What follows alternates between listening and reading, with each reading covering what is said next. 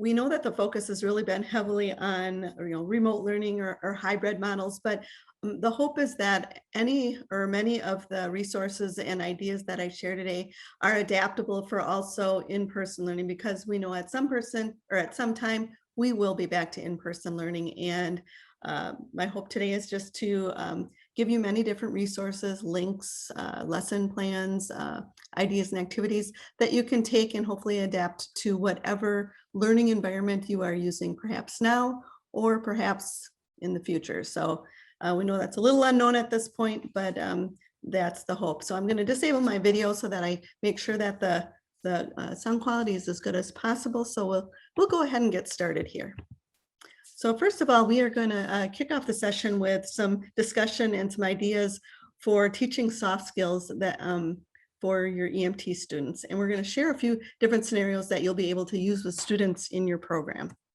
So first of all, here are just a few qualities that I found that make a good EMT that they'll possess. Soft skills like teamwork, empathy, and time management, we know are used every day on the job. I'm sure you can even think of probably many more, such as critical thinking and prioritizing and so forth. Well, why do soft skills matter? Well, we dug into the research and we came upon, there's dozens and dozens of studies that show the importance of those soft skills. And we thought we'd just highlight a few that stood out to us. And in 2013, there was a study by Millennial Branding that showed 61% of managers and 65% of Gen Ys believe that soft skills are the most important ones you can have in the workplace. There was a poll conducted by CNBC in 2014 that revealed 44% of employers chose soft skills as the biggest gap in the US workforce. And then third, research was recently conducted by Harvard University and the Carnegie Foundation, and they found that 85% of job success comes from having well-developed soft skills and people skills. And they felt that only 15% of job success came from the technical skills and knowledge. So that's a startling statistic and really talks the importance of those soft skills. So we know that health science has used the power of scenarios for years to help teach key soft skills as well as technical skills. And sometimes your scenarios could include the use of a simulator or even a hands-on resource. Now here you see examples of two different ways to learn soft skills using simulators and scenarios. Now the first photo on the left is a blood pressure simulator on a standardized patient.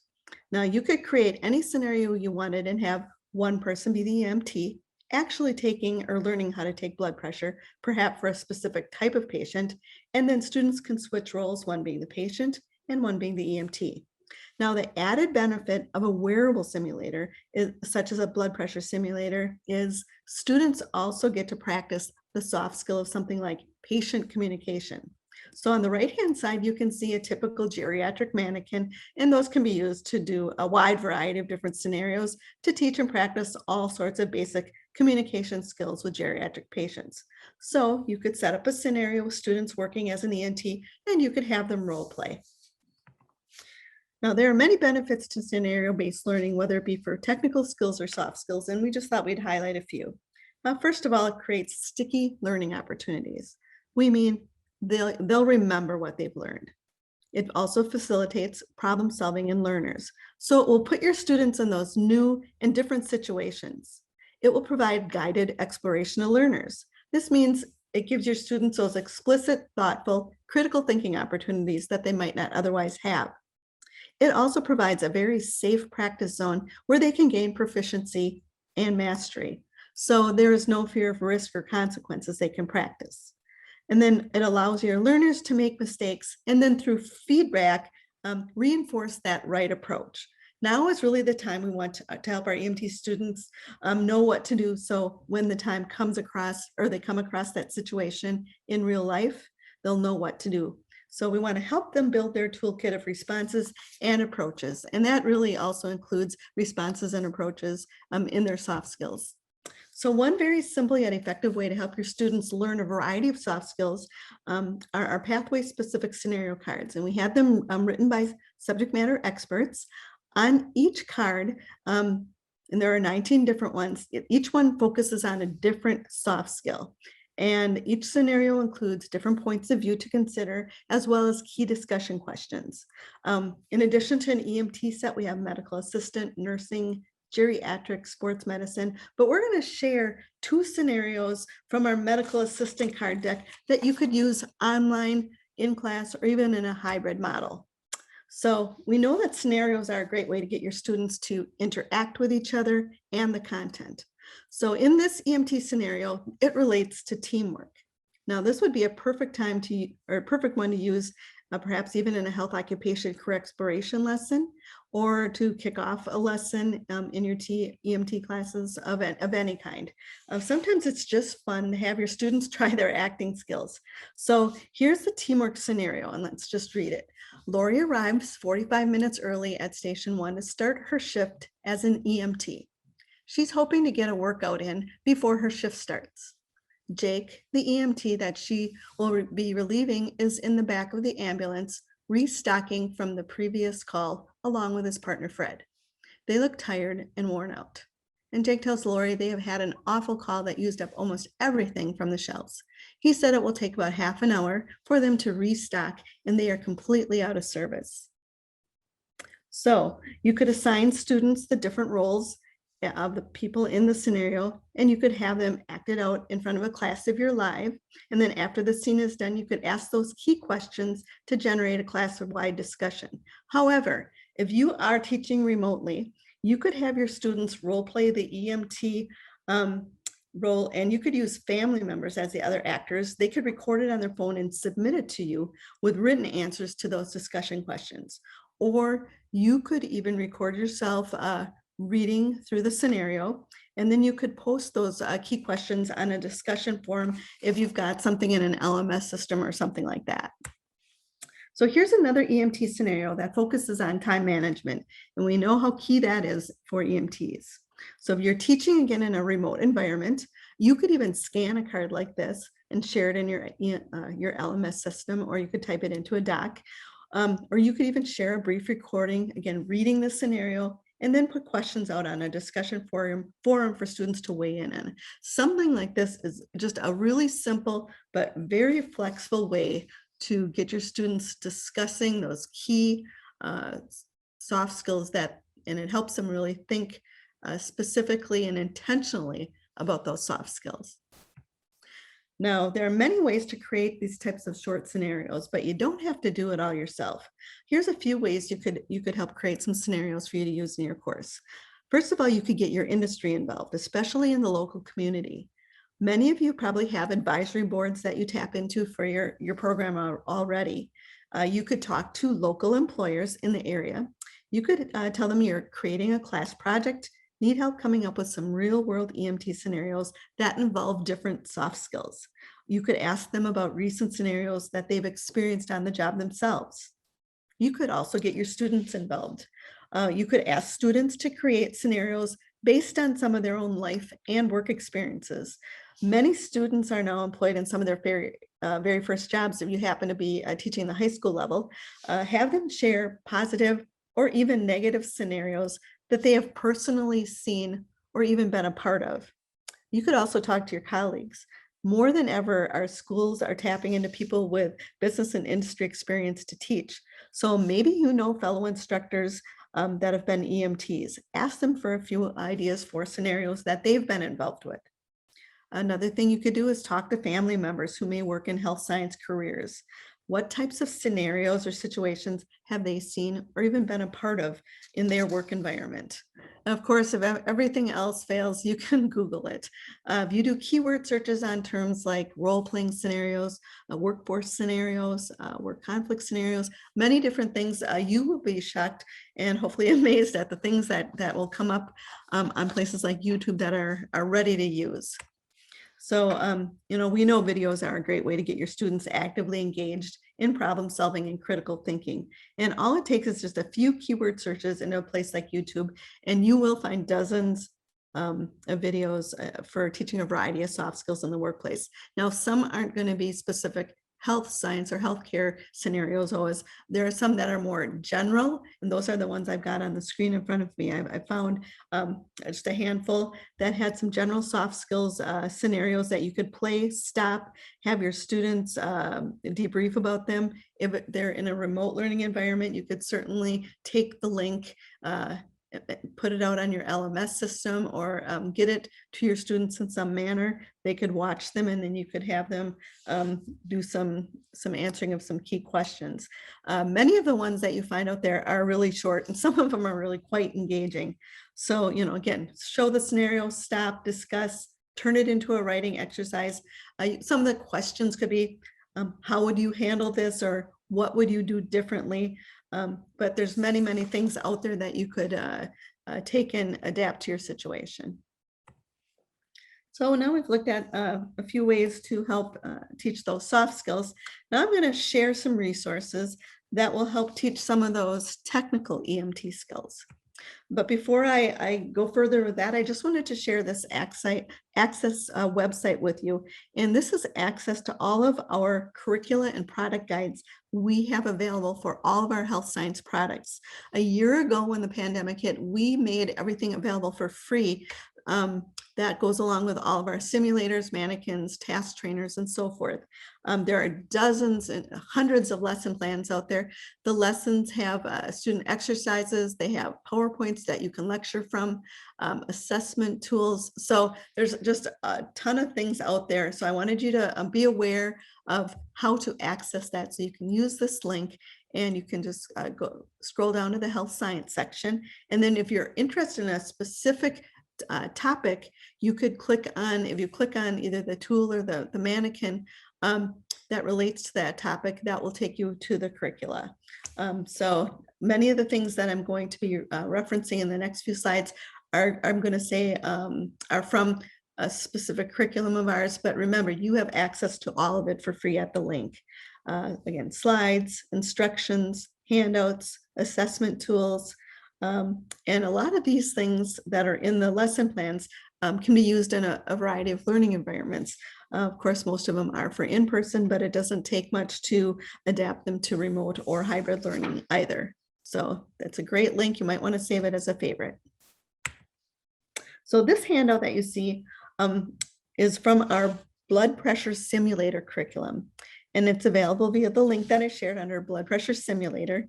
One activity you could do is, we have the procedures, the correct steps of the procedures in the curriculum. You could type them into a Word doc, scramble the order, and then challenge your students to put them in the correct order. Now, if you're in Google Docs, you could even set this up so that each step has a correct number associated with it, and it could be auto-graded.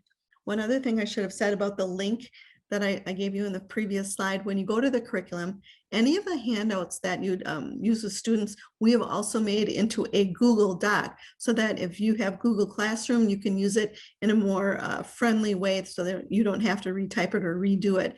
That's also something we've done in the last year, so take advantage of that. We know that hands-on practice is really needed to be done in many the skills that you're going to see today in a skills lab.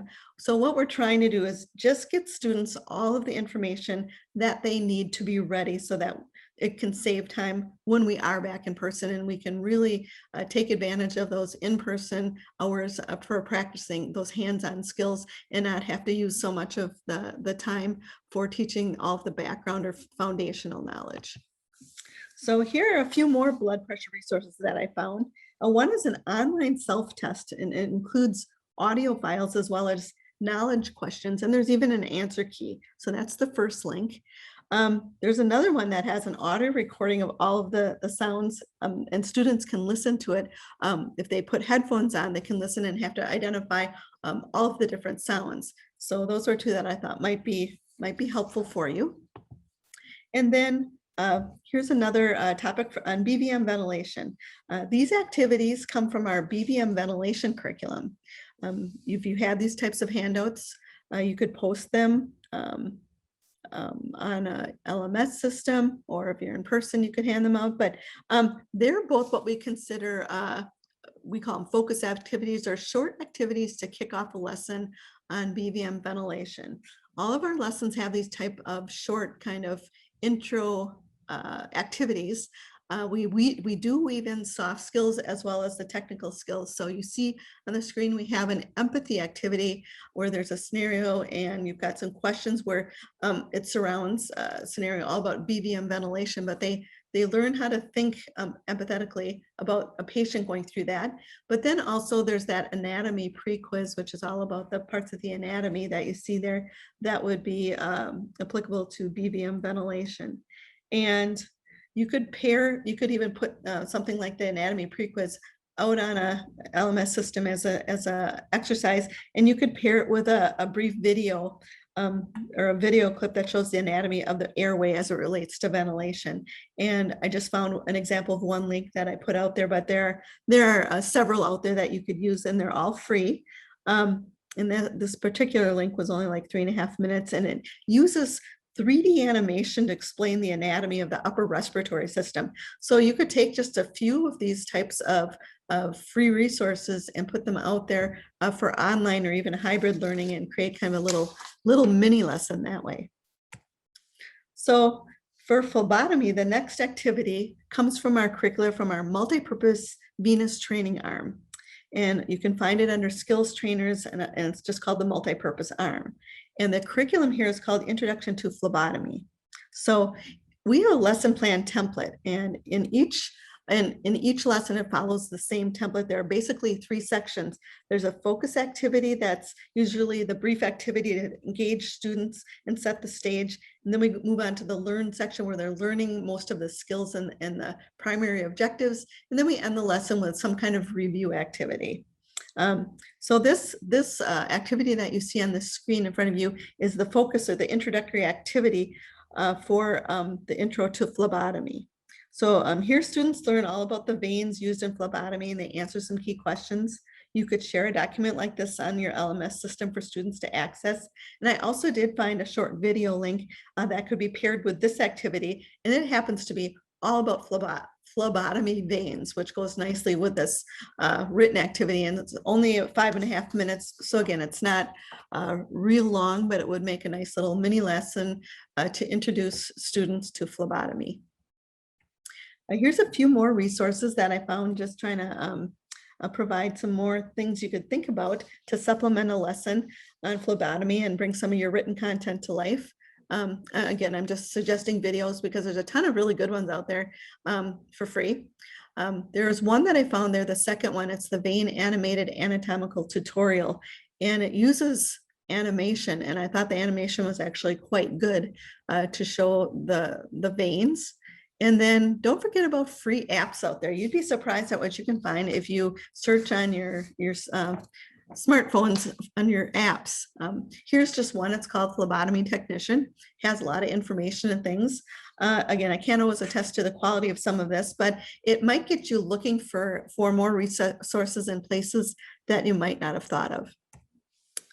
If you're working with students teaching any ECG skills, you could help by preparing your own training videos, perhaps on lead placement and also rhythm identification.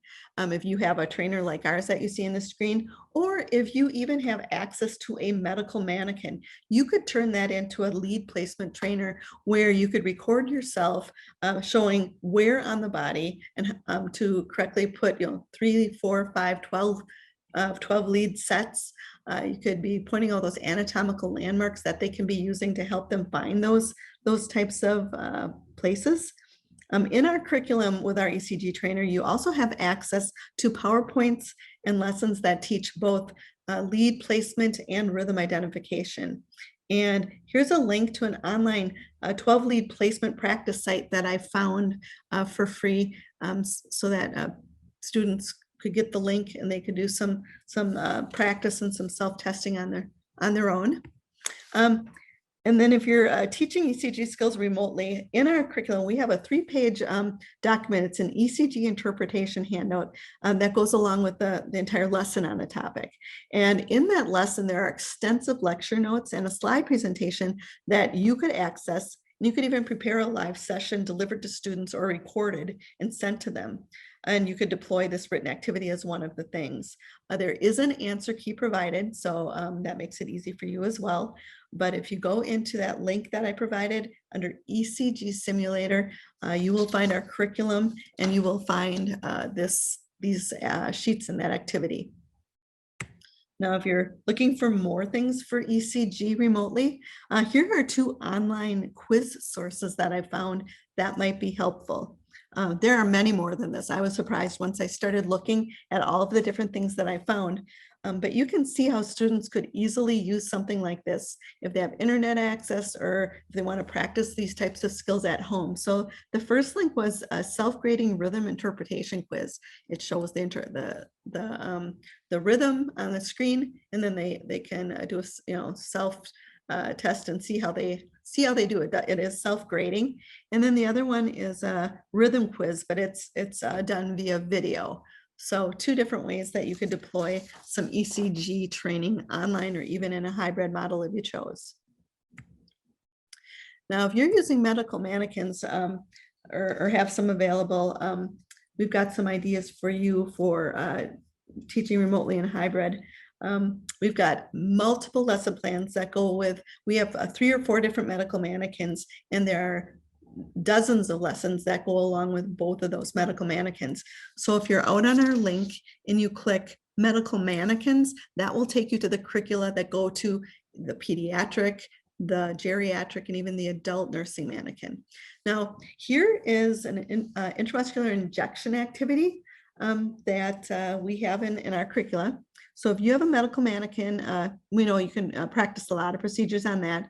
So for in-person or hybrid learning, you can of course do that hands-on, but for remote learning, you can still help your students learn foundational knowledge and watching the procedures to learn as much as possible to get them ready. So for intramuscular injections, you could give students access to this anatomy exercise. Then you could use your own training arm or a medical mannequin to create a brief how-to video if you wanted. There's a link to a video that I've got on the screen in front of you that actually demonstrates an intramuscular injection using a mannequin. So if you don't want to create your own, you could certainly use a link like this. But there are, again, a lot of them out there that do show that. So you could, take this anatomy exercise. I believe we have a Google Doc friendly version of it. You could scan it, or you could put it out on your LMS, prepare your own demo, or perhaps use a URL to a video, and you could have your students watch that so they're ready to go when they come back in person. Now, for an immobilization and splinting lecture and slide presentation, we've got something from our immobilization and splinting lessons from our closed fracture mannequin curriculum. And I just did a brief snapshot of the slide presentation that usually instructors would lecture from using notes from the curriculum. And we have extensive lecture notes with all of our PowerPoint presentations.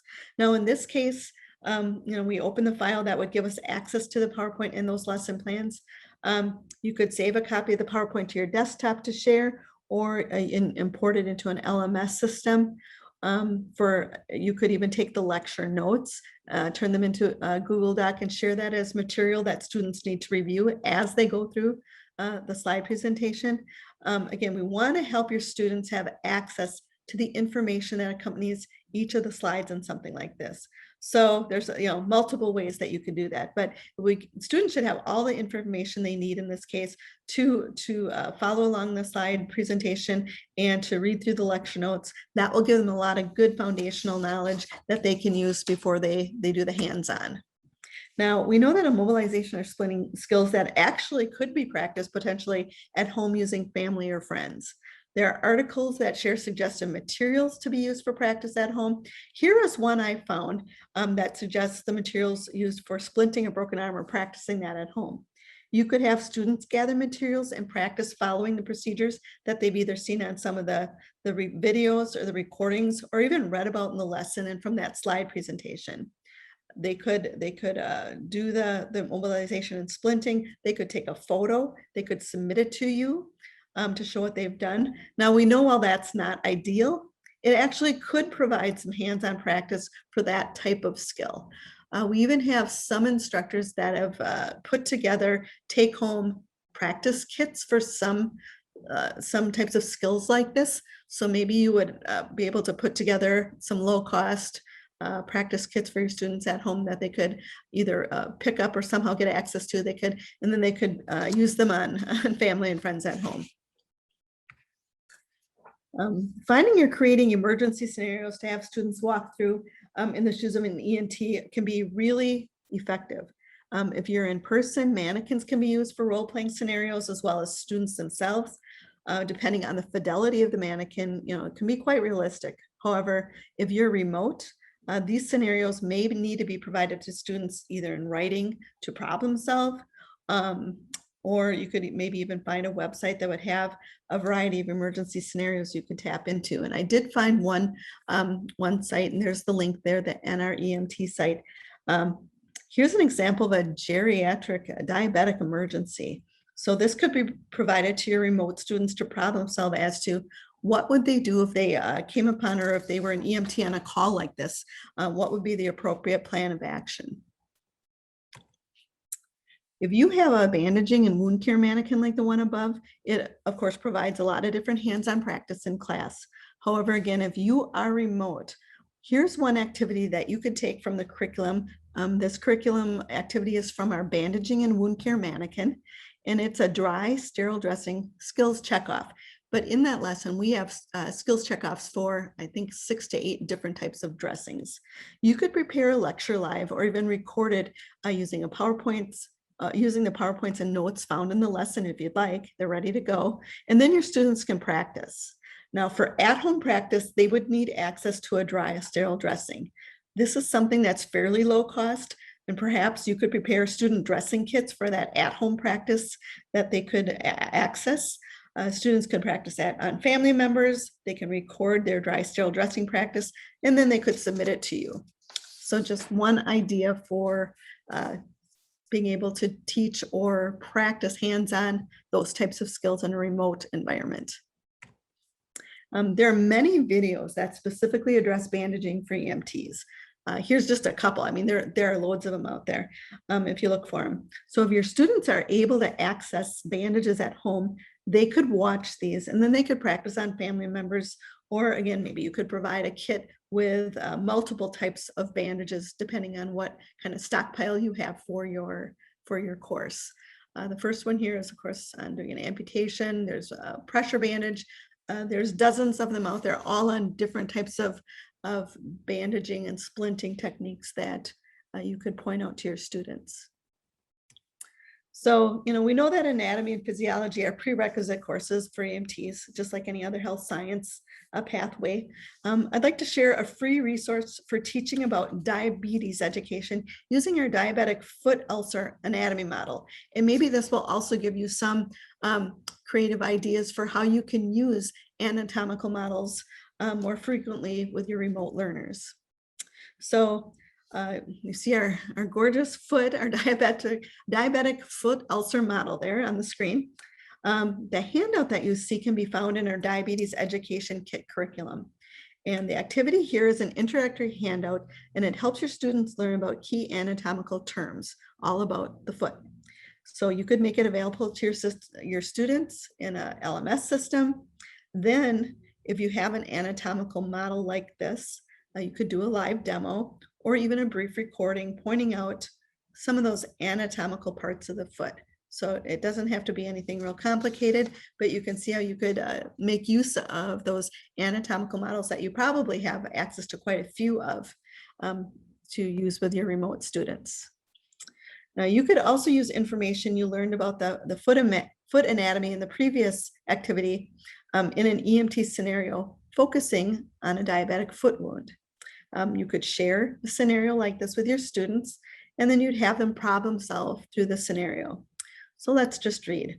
For a 58-year-old morbidly obese patient, female patient with uncontrolled diabetes and peripheral arterial disease presents with an open wound to the central plantar aspect of the foot.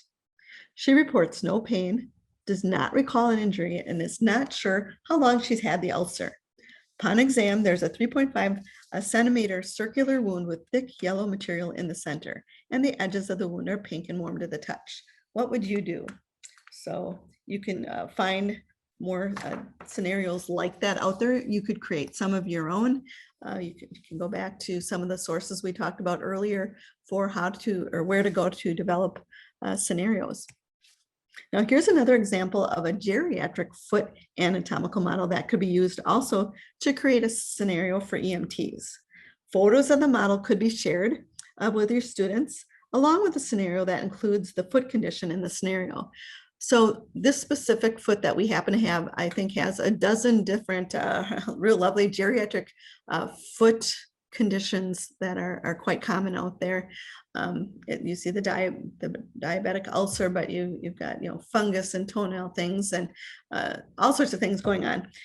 You could pick one or even a couple of those, show that foot, in a recording, send it out to the students, see how they would assess that, identifying what the conditions are, and then what would they do if they had a patient with that. So those are just a few of the different resources that I was able to find for teaching some of those technical EMT skills. I hope you found some of them might be worth trying, even if you get a couple that you can use to jazz up or give you something new for your program. I hope that you found that helpful. But here's a few more things that we'd like to point out to you. First of all, Realityworks does have a series of webinars for health science related topics. If you go to the link on the bottom, realityworks.com, at webinars, you can sign up for free, much like the webinar you did today. And we always record everything and provide you with a recording and the certificate of attendance.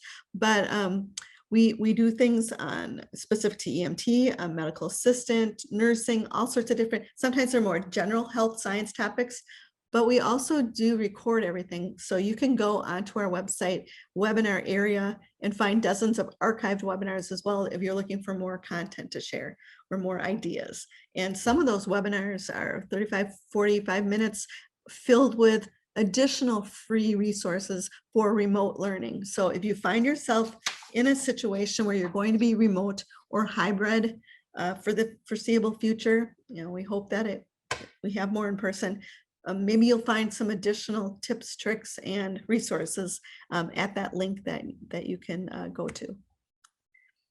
Here's some more things. We have a blog, but the one thing about our blog is we do invite guest writers from all sorts of different health science areas to be guest writers for us on lesson plans, lesson ideas. Sometimes we even have new product launch information that we put out there. So you might want to check out the blog. We try to be really active on our Facebook and our Twitter. Sometimes we have students that even share how they're doing different lessons or different simulations and things like that. We've even had some students that are remote learning that share how they like some of the different lessons or some of the different hands-on tools that they've been given to use at home. But check those out as well. We wanted to make that available to you.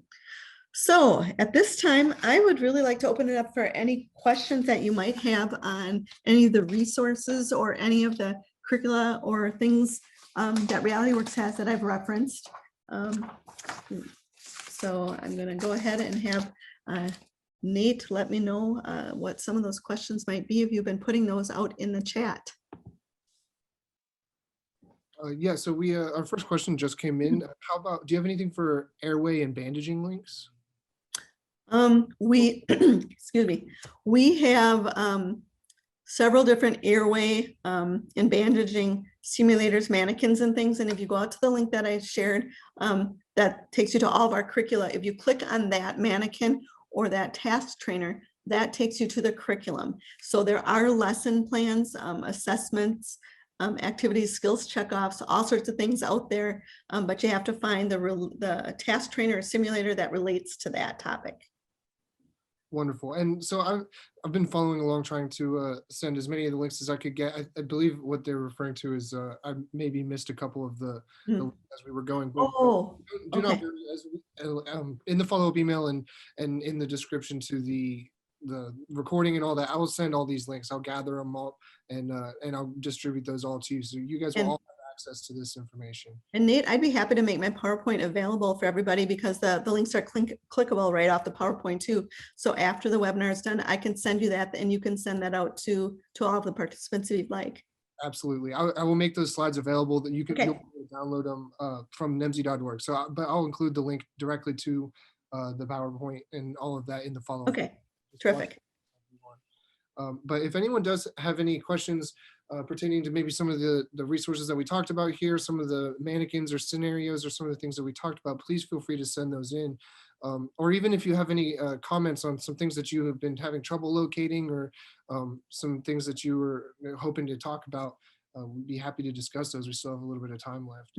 Or even if there's some really hidden gems that you have found that you're using in your program that others might not know about, those would be also great to share. We're all about learning from each other.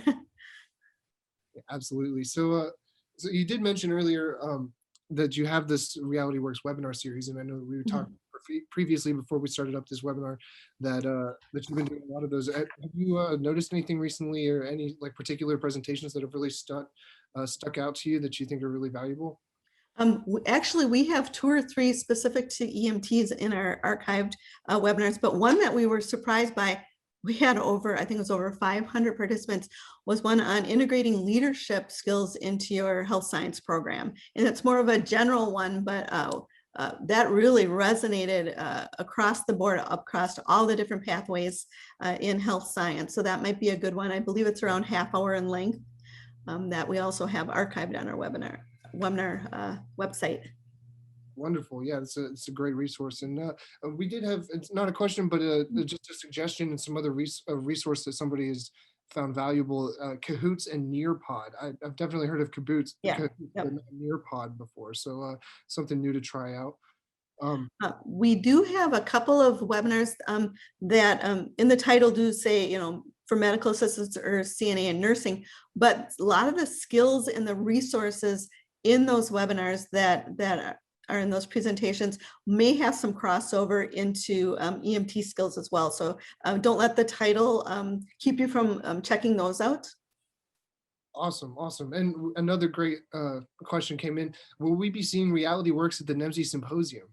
Yes, you will. Nate and I were talking about that right before the webinar started. And yes, we are planning to be in person in Orlando in August. And we're very excited to be able to see everybody in person there and to showcase and share some of our new tools.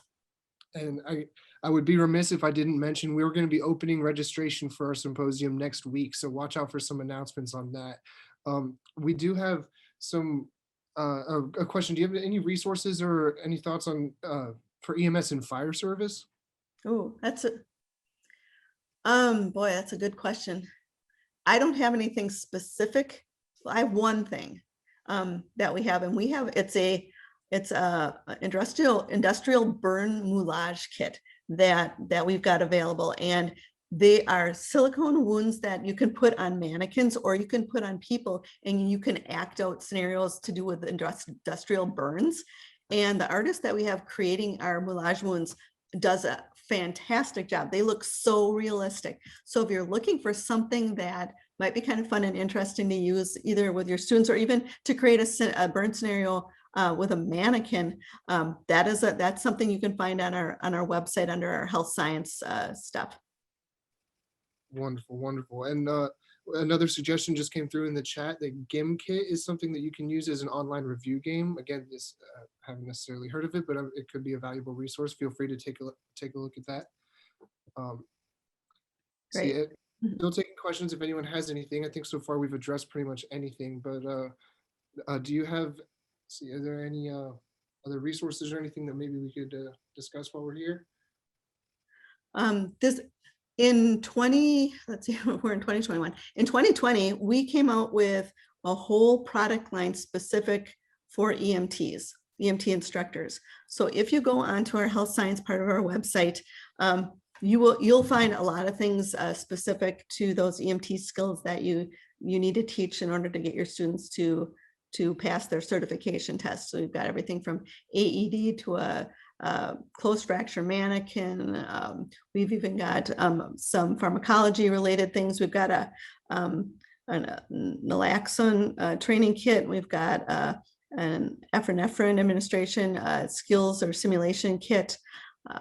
Just a lot of things out there that you might not realize that we have, but everything that you see there comes with lesson plans and curriculum, which are available to you. So even if you don't have, or maybe don't have the budget for some of our products right now, you can still get at those lesson plans, and you might be able to adapt or use some of the things right now with your program for those types of topics. Wonderful, wonderful. And let's see, do you have any products for evaluation or anything like testing products? The curriculum that I've been pointing out all has assessment built into it. So when you've got the skills checkoff where students learn to do the procedure from start to finish, there's always a skills checkoff where either it's peer done or the instructor watching the student, they practice the skill, and then they actually have to go through the procedure in the checkoff in order to prove mastery. So that's the type of assessment that we've got in there as far as for the technical skills. Wonderful, wonderful. Thank you very much. Thank you very much for the opportunity, and I look forward to seeing everybody in person in Florida.